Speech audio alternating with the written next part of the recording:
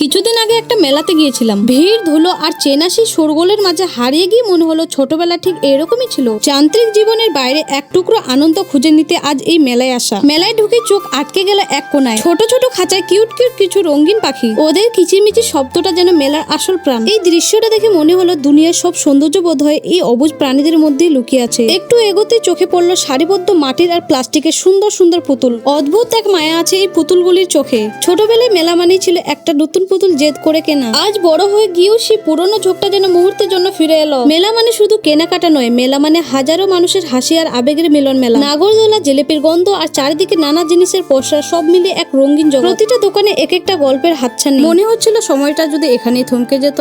অবশেষে ফেরার পালা। আসার সময় রাস্তায় সে উপচে পড়া ভিড় দেখে মনে হলো মানুষের এই ভাত ভাঙ্গা আনন্দই তো আমাদের বেঁচে থাকার রসদ। ভিড়ের চাপে হয়তো পা ক্লান্ত, কিন্তু মনটা এক অদ্ভুত শান্তিতে ভরে আছে। মেলা শেষ হয়ে যায়, কিন্তু স্মৃতিগুলো মনের মণিকোঠায় গেঁথে থাকে সারা জীবন। এই ব্যস্ত শহরে নিজের জন্য একটু সময় বের করে নেওয়াটাই আসল। আজকে এটুকুই, দেখা হচ্ছে নেক্সট ব্লগে।